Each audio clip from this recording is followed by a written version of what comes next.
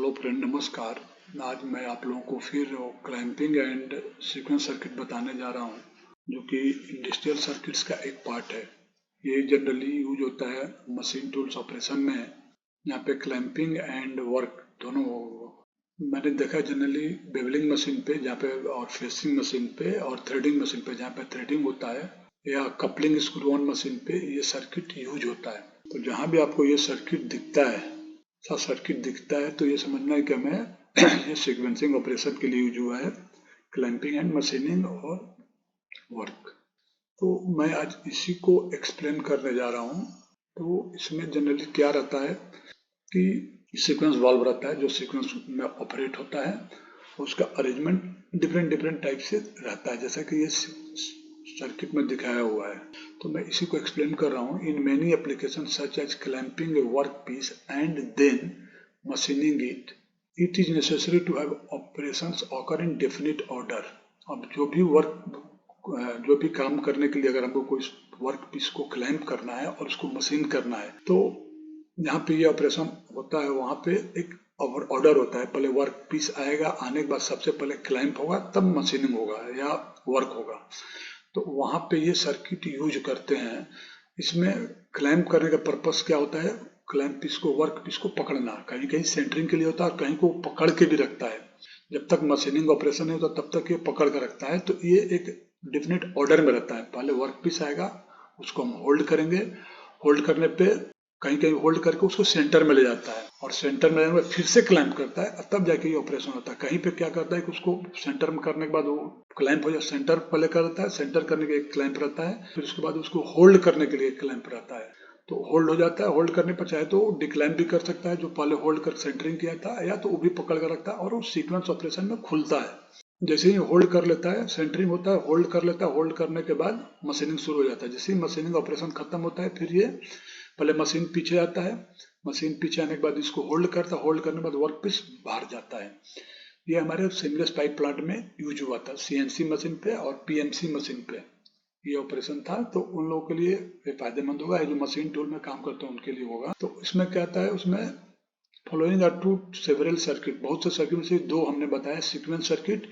Below figure shows a method of having machine motion occurs in definite sequence using one DC valve and two sequence valve.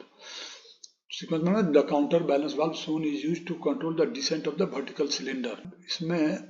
इसमें view ये है extend cylinder H. अभी देखिए ये हमने एक power pack बना रखा है। देखिए ये पावर पैक है, पावर पैक के ऊपर एक पंप है, पंप के बाद ये हमारा डी रिलीव वाल्व है, इसके बाद एक डायरेक्शन कंट्रोल वाल्व है, 1 2 3 पोजिशन डायरेक्शन कंट्रोल है, नॉर्मल ओपन पोजिशन, और double solenoid spring return valve है, और F1 एंड F2 दो काउंटर बैलेंस वाल्व हैं। तो अभी एक ऑपरेशन, पहला ऑपरेशन में कि एक्सटेंड ऑफ सिलेंडर एच।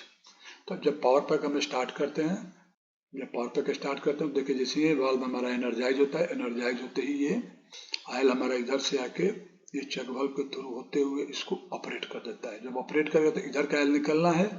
जब ये ऑपरेट हुआ तो ये आयल निकलेगा ना, तो ये आयल निकलने के लिए ये रूट है, देख रहे हैं, ये आते हुए इधर से होते हुए ये चेक वाल्व के थ्रू ये रूट पकड़ के ये चला जाता है, टैंक पे चला जाता है, चेक वाल्व के थ्रू टैंक पे चला जाता है। तो फेज 1 में ये एक्सटेंशन हुआ। तो ये बताया हुआ delivery of be directed through valve DEF1। D यहाँ से निकलता है, तो एक देखिए प्राइमरी रिलीफ वाल्व, ई ये हमारा डीसी वाल्व, F1 हमारा ये वाल्व है। F1 वाल्व मतलब ये भी इसके पैरेलल में है, इसके होते हुए जी के थ्रू होते हुए ये हमारा इसको ऑपरेट कर देता है। डिस्चार्ज, अच्छा ये लिखा है valve of G into the head F1 and integral check valve of G into the head and of H, G के थ्रू होते हुए इधर इसको ऑपरेट कर देता है। Discharge from rod end of H flows freely to tank through integral check valve of F2। जब ये ऑपरेट होता है तो इधर का आयल निकल के इधर से होते हुए टैंक को चला जाता है। जैसा कि हमने बताया valve E and C H C check valve हमारा है, इधर से होते हुए टैंक में चला जाता है। इसे करेक्ट प्रेशर 50 PSI दिया हुआ है। अभी आते हैं हम इसमें देखते हैं, व्यू ए हो गया। View B, extend cylinder J while holding pressure on cylinder H. Extend cylinder J, ठीक है, while holding pressure on cylinder H, extend cylinder J. अभी जैसे ही ये ऑपरेट हुआ, ऑपरेट होने के बाद ये ऑपरेट हो गया, ऑपरेट होते ही अब ये प्रेशर जनरेट होना शुरू हो जाएगा। जैसे ये प्रेशर जनरेट हुआ तो ये अभी आने के बाद इस रिलीव वाल्व को, सीक्वेंस वाल्व को खोलेगा, खोलने के बाद ये आयल हमारा इधर चला जाएगा। जब ये आयल हमारा इधर जाएगा तो उस समय इधर का आयल निकलना है, रॉड एंड वाला आयल निकलना, तो ये आयल निकल के इधर से होते हुए, इधर से होते हुए, इधर से होते हुए ये टैंक में चला जाता है। यहाँ पे एक्सप्लेन यही किया हुआ है। जैसे वो ऑपरेशन, ये ऑपरेशन खत्म होता है तो प्रेशर विल स्टार्ट इंक्रीजिंग। जब स्टेट इंक्रीज हो जाता है on completion, pressure increase on completion of phase 1 causes flow to sequence through F1 into head end of J। F1 से होते हुए ये head end of J पे चला जाता है। तो जब head end of J पे जाएगा तो उस समय क्या होगा, discharge from the end of J flows freely to tank। अब इसका जो रॉड एंड का है ये फ्रीली यहाँ से होते हुए, इधर से होते हुए, इधर से होते हुए टैंक को चला जाता है। Tank through valve F2E and C, F2E and C, ये होगा डीसी वाल्व, इसके थ्रू टैंक में चला जाता है। Valve F1 assures minimum pressure equal to its setting in H during extension, equal to setting in H, H के equal setting पर रहेगा प्रेशर। Minimum pressure equal in setting in H during extension stroke of J, इसके setting के बराबर इधर pressure रहेगा जिससे कि ऑपरेट हो जाए। अगर नहीं रहेगा तो क्या होगा कि ये खुलने लगेगा। जैसे ये ऑपरेट होगा तो प्रेशर बढ़ना शुरू हो तो ये भी खुलने के चांसेस हैं। तो वही बता हुआ assures minimum pressure equal to setting in H during extension stroke of J, ठीक है। When J is fully extended pressure increase, जब अब J फुली एक्सटेंड, जब ये पूरा एक्सटेंड हो गया, J हमारा जब पूरा एक्सटेंड हो गया, pressure increases to setting of valve D।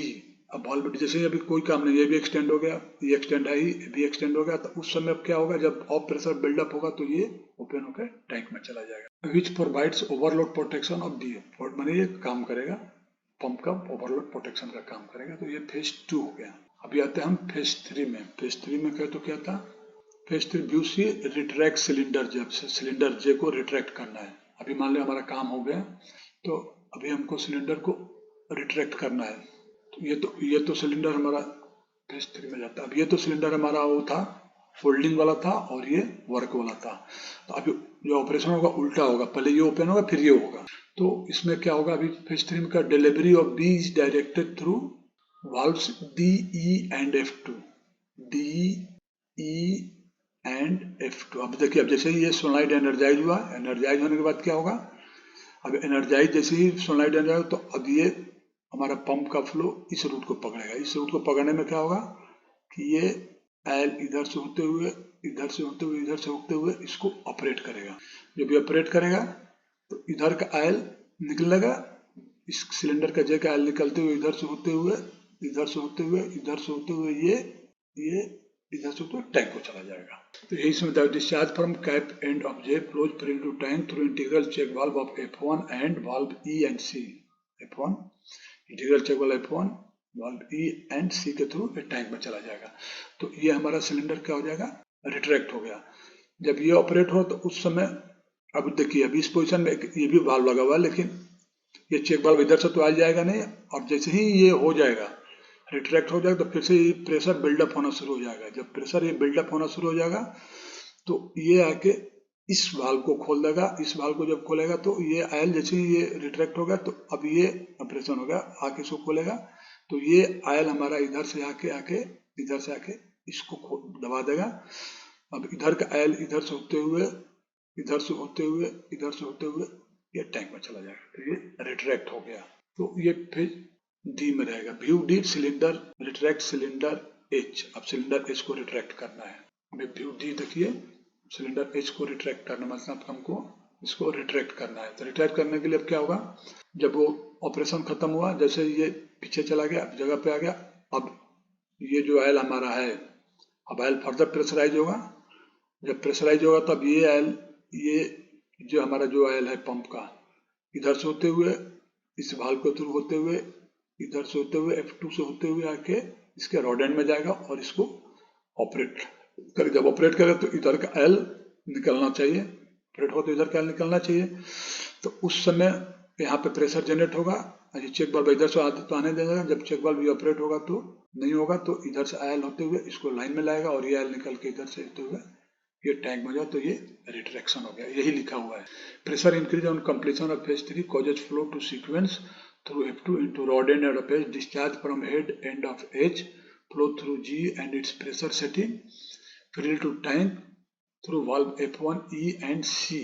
Valve F2 assures minimum pressure equal to its setting in rod end of J. rod end of J के बराबर में प्रेशर रहेगा during retraction of H. Valve G provides back pressure to prevent H. Valve G provides back pressure. Valve G back pressure पर rod, ठीक है, prevent H from falling out of control. जैसे एक ये सीक्वेंसिंग ऑपरेशन में है और ये बैक प्रेशर देना करेगा, इसलिए फ्रीली फॉल नहीं होगा out of control in lowering. Lowering में ये फ्रीली कंट्रोल नहीं होगा, यहाँ से ये कंट्रोल हो जाएगा। तो ये व्यू डी हो गया, ऑपरेशन खत्म हुआ। पहले जैसा व्यू ए में ये ऑपरेट हुआ, बाद में ये ऑपरेट हुआ, सी में बाद में ये अंदर हुआ, बाद में ये अंदर हुआ। तो 4 व्यू में ये समझा दिया है कि ये सर्किट कैसे ऑपरेट हो रहा है। अभी हम आते हैं और क्लैंपिंग एंड सीक्वेंस। उसमें क्या होता है कि क्लैंपिंग करने के बाद छोड़ सकता है, उस ऑपरेशन में हम क्लैंप करके छोड़ सकते हैं, लेकिन इसमें हम क्लैंप करके रखना है एक पर्टिकुलर प्रेशर पे। तो उसमें क्या है, चेंज होगा। इसमें एक डीसी वाल्व और डाल देते हैं, जो मैं एक्सप्लेन कर रहा हूँ यहाँ पे, आप देखिए। The system can be used for clamping only if it is not necessary to hold the work piece while the work cylinder retracts. जरूरी नहीं है, लेकिन इसमें क्या है कि वर्क पीस को होल्ड करेगा जब तक वर्क सिलेंडर रिट्रैक्ट्स नहीं होता है। If the work must be held until the work cylinder retracts, जब तक वर्क करना सिलेंडर तब तक अगर होल्ड करके रखना था, तो इसमें क्या एक second DC valve is used as in following circuits. Control pressure clamping circuit. The circuit shown in below figure provides sequence plus a controlled clamping pressure. Sequence को control करना है और clamping pressure देना है, which can be held while the work cylinder is feeding and retracting. जब तक work cylinder feed हो रहा है और retract हो रहा है तब तक the sequence of operation is pressing start button, shifts DC valve and clamp cylinder. उससे मिलता जुलता clamp cylinder extends, उसी से मिलता जुलता इसमें एक चेंज रहेगा, एक और डीसी वाल्व डाल जाएगा। Upon contact with work piece a limit switch activates sunlight of DC valve to initiate work stroke. Sequence valve assures clamp pressure is maintained at predetermined minimum during work stroke. Pressure reducing valve limits clamp pressure to safe maximum when higher pressure is required to work stroke. Additional electric controls can reverse work cylinder DC valve while pressure is maintained on clamp. Clamp opens after work cylinder is fully retracted. ये figure है उसका। अभी देखिए इसमें भी अब एक pump है, एक रिलीव वाल्व है। रिलीव वाल्व के साथ देखिए एक वाल्व ये बना हुआ है सीक्वेंस वाल्व, एक प्रेशर रिड्यूसिंग वाल्व है। अब ये क्लैंप सिलेंडर है, ये वर्क सिलेंडर है। जब हम ये सिस्टम स्टार्ट करते हैं तो प्रेशराइज फ्लूइड इधर से होते हुए पहले रिड्यूसिंग वाल्व से होके एक क्लैंप सिलेंडर को ऑपरेट कर देगा। जब ऑपरेट कर देगा तो ये जैसे बी पोजीशन को लेगा तो ये प्रेशराइज आयल हमारा इधर से जाके इसको ऑपरेट कर देगा। ऑपरेट करने के बाद वर्क पीस को क्लैंप करके रख लेगा। जैसे ये क्लैंप करके रखा है तो ये जैसे वो प्रेशर रिच होगा, रिच होने के बाद ये ऑपरेट हो जाएगा। ये ऑपरेट होने के बाद हमारा ये सोलनॉइड जब एनर्जाइज होगा तो इधर से आयल जाके वर्क सिलेंडर को ऑपरेट कर देगा। और वर्क सिलेंडर को जब ऑपरेट कर देगा तो जो ऑपरेशन करना होगा मशीनिंग वगैरह का ऑपरेशन हो जाएगा। ऑपरेशन होने के बाद ये सिलेंडर देखिए ये जो है उसमें बता लिमिट से सब ऑपरेट होगा। जैसे क्लैंप सिलेंडर ऑपरेट होगा तो एक लिमिट आएगा, लिमिट आने के बाद ये सिलेंडर क्यों भी होता है या तो लिमिट से ऑपरेट होगा स्विच दबाने के बाद, या टेम्पोसोनिक सिलेंडर आएगा तो जैसे ये स्ट्रोक कंप्लीट होगा फर्दर कमांड मिलेगा इसको तो ये ऑपरेट हो जाएगा। ऐसे ही जब वर्क काम खत्म होगा तो पहले ये इसको कमांड मिलेगा तो ये रिट्रैक्ट होगा, रिट्रैक्ट होने के बाद ये इसको कमांड मिलेगा तो इस पोजीशन में सोलनॉइड ये एनर्जाइज होगा और ये रिट्रैक्ट हो जाएगा। तो ये हमारा वर्क क्लैंपिंग एंड होल्डिंग का जब ऑपरेशन रहेगा तो ये सर्किट यूज होगा। तो आप देख लीजिए ये सर्किट जहाँ भी दिखता है ये यूज होता है। ये थ्रेडिंग ऑपरेशन में रहता था, पाइप प्लांट में जो थ्रेडिंग ऑपरेशन रहता था उसमें कैसे होता था कि जैसे ही पाइप बेड पे आता था, पाइप बेड के आने के बाद अपना स्पिंडल जो है थ्रेडिंग मशीन के स्पिंडल के पास पाइप जाकर रुकता था, स्टॉपर था, स्टॉपर पर अलाइन हो जाता था, अलाइन होने के बाद क्लैंप होता था। एक क्लैंप करता था सेंटर करने के लिए, दूसरा क्लैंप करता था उसको होल्ड करने के लिए कि जब मशीनिंग हो तो वो हिले ना, पाइप हिले ना। तो उस समय मशीनिंग होता था। मशीनिंग के समय उस समय क्या, तो स्पिंडल को बढ़ाने के लिए एक सिलेंडर अलग से था जो स्पिंडल को बढ़ाता था। उसका फीड हम सेट करते थे कि कितना स्पीड से हमको मशीनिंग करना है, क्या थ्रेड है, थ्रेड के एक्यूरेसी के हिसाब से, या बड़ा थ्रेड है, बड़ा पाइप है, तो उसका फीड उसी हिसाब से हम सेट करते थे। मशीनिंग होता था। मशीनिंग होने के बाद पहले क्या होता था कि स्पिंडल वो पीछे आता था, पीछे आने के बाद ये क्लैंपिंग वाला जो था, जो होल्ड कर रहा था, तो वो क्लैंप होगा। वो क्लैंप होने के बाद फिर अगला जो सेंटरिंग वाला क्लैंपिंग यूनिट था वो क्लैंप रिलीज होता था, तब जाके पाइप बेड से बाहर निकलता था। तो ये सारा ऑपरेशन सीक्वेंस में था, वहां पे सर्किट यूज हुआ था। तो उसी को हमने यहाँ पे एक्सप्लेन किया। एनर्जाइजिंग सोलेनाइड्स बी और वाल्व जी। वाल्व बी का जब बी सोलेनाइड एनर्जाइज होता है तो causes delivery of pump sheet to be directed through valves D, E, F and G to extend clamp cylinder J. Clamp cylinder J को extend करेगा। When workpiece is clamped and pressure builds up, जैसे clamp कर लिया, pressure build up होना शुरू हुआ, उसके बाद इधर the setting of the valve E flow limit से सेट रहेगा तो, या टेम्पोसोनिक से रहेगा, तब इसको कमांड मिल जाएगा। जैसे ये कमांड मिल जाएगा तो ये एनर्जाइज होगा। Flows will sequence over E and through H to extend work cylinder K, तब वर्क सिलेंडर के ऑपरेट हो जाएगा। Valve E assures minimum pressure equal to its setting during operation of K. Reducing valve F limits the maximum pressure in J, मतलब इसकी setting रहेगी। अभी इस कोई भी कंडीशन में इसकी सेटिंग तो इससे ज्यादा रहेगा, और इसका सेटिंग जो रहेगा क्लैंपिंग प्रेशर के हिसाब से रहेगा, और ये सीक्वेंस ऑपरेशन रहेगा। तो ये holding, clamping, holding plus sequence operation जो रहेगा वो जहाँ पे यूज होता है वहाँ पे ये सर्किट हो जाएगा, यूज होता है। तो फ्रेंड ये रहा सीक्वेंस ऑपरेशन के बारे में, जो मशीन टूल्स में यूज होता है। बिबलिंग मशीन में, सीएनसी में भी यूज होता होगा। हमारे यहाँ पीएमसी था, पीएमसी में 100% ये सर्किट यूज हुआ था। तो ये आपको सर्किट जहाँ भी दिखता है तो इसका पर्पस ये है फ्रेंड। इसके साथ मैं ये आजकल ये लेक्चर खत्म करता हूँ। मैं उम्मीद करता हूँ आप लोग को ये समझ में आ गया होगा। आप लोग मेरे इस चैनल को सब्सक्राइब करें तथा बेल आइकन का दबा दें, जिससे जब मैं कुछ डालूँ तो आप लोग को इमीडिएट मिल जाए। और आप लोग एंजॉय कीजिए, देखिए, देख के समझिए। Thank you very much.